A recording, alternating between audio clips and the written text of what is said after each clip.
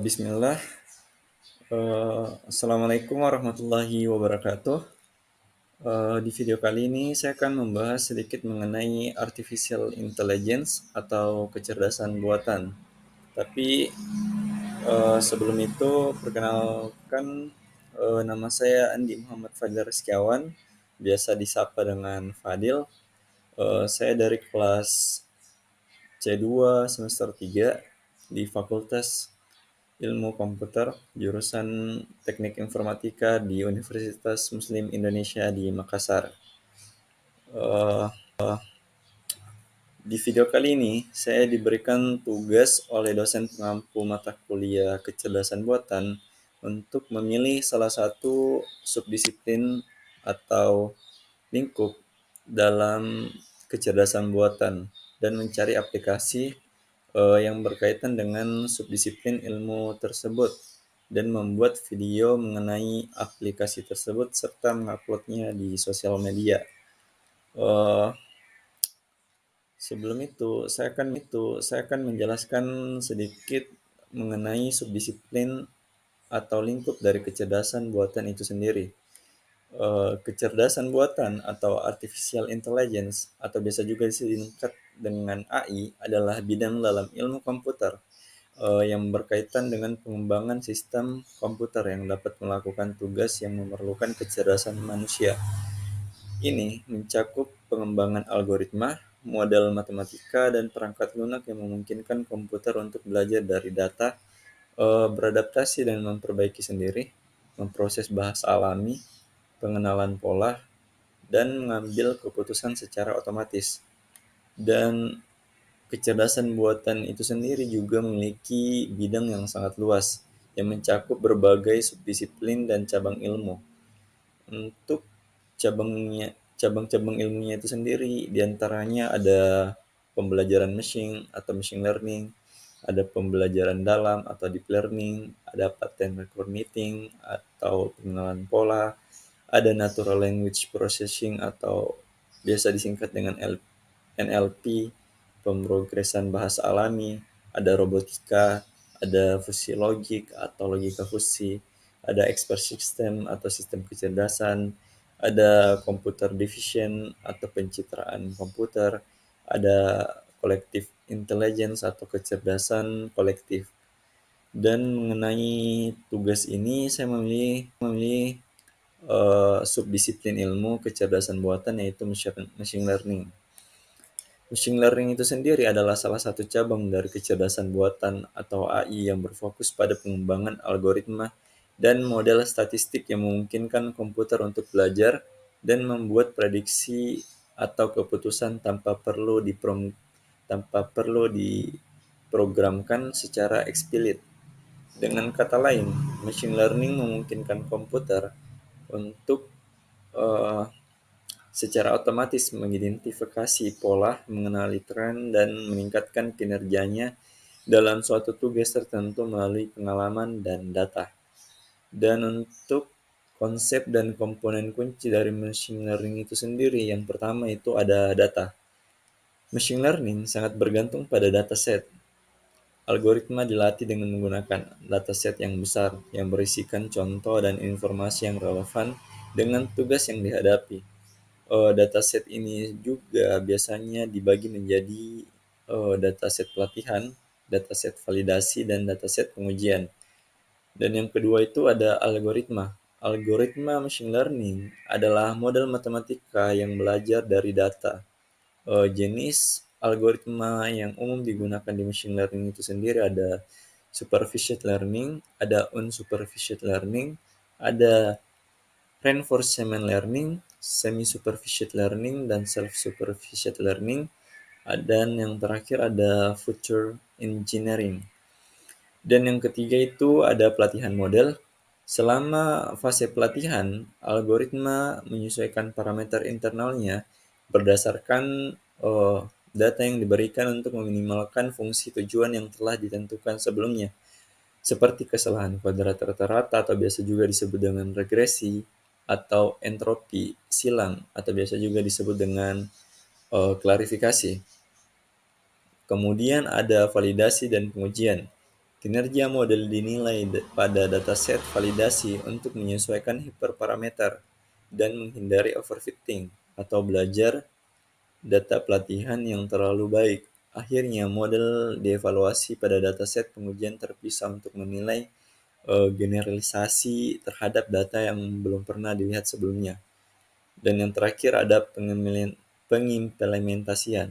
Setelah model machine learning dilatih dan divalidasi, dapat diimplementasikan ke dalam aplikasi dunia nyata untuk membuat prediksi atau mengoptimalkan pengambilan keputusan. Machine learning itu sendiri memiliki aplikasi termaksud pengenalan gambar dan ucapan, pemrograman bahasa alami, sistem rekomendasi, kendaraan otonom, diagnosis medis, dan banyak lainnya.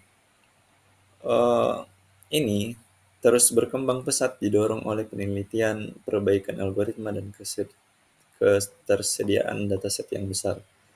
Dan mengenai aplikasi yang berkaitan dengan machine learning yang saya ambil di dalam tugas ini, saya memilih mengambil machine learning dalam bidang transportasi, yaitu Gojek. Contoh machine learning dalam transportasi adalah untuk menyederhanakan waktu perjalanan menjadi lebih singkat. Misalnya pada Google Maps. Google Maps menggunakan data lokasi dari smartphone.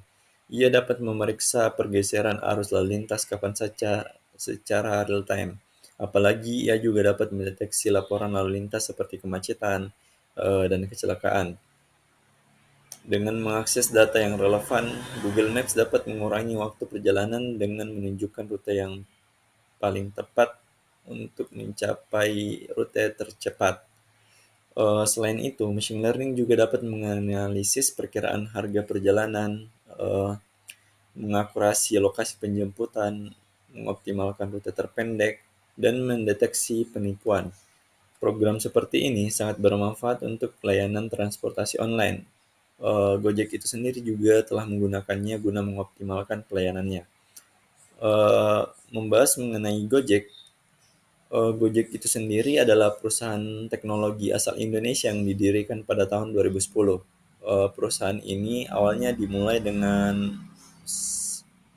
platform ride sharing untuk pengemudi ojek atau sepeda motor, dan kemudian berkembang menjadi ekosistem layanan multi-platform yang menawarkan berbagai layanan termasuk pengiriman makanan, layanan kurir, pembayaran digital, dan banyak lainnya. Untuk keuntungan utama Gojek itu sendiri adalah kenyamanan dan aksesibilitas yang ditawarkan kepada pengguna di berbagai kota di Indonesia dan beberapa negara di Asia Tenggara. Dan saya sedikit merangkum poin penting dari mengenai Gojek itu sendiri. Yang pertama ada ride sharing.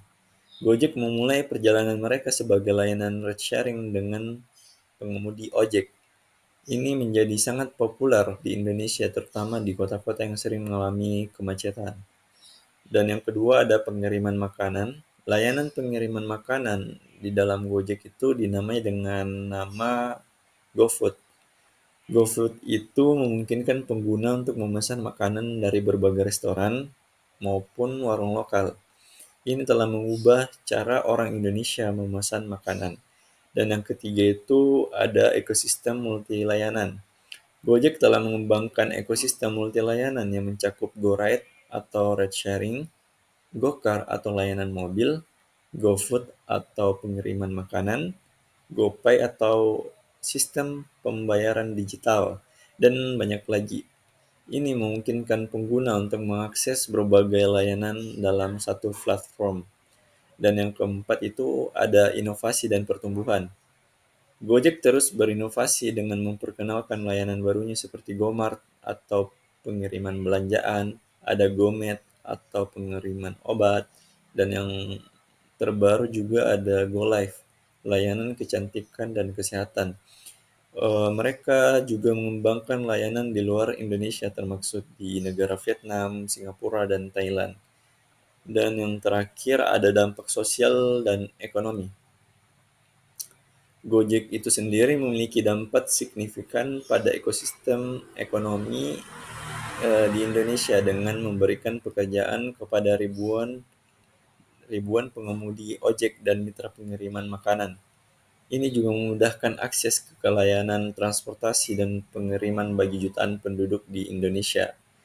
Dan berbicara mengenai Gojek, Gojek itu sendiri menjadi salah satu perusahaan teknologi terkemuka di Asia Tenggara dan terus berkembang dengan inovasi layanan dan ekspansi ke pasar baru.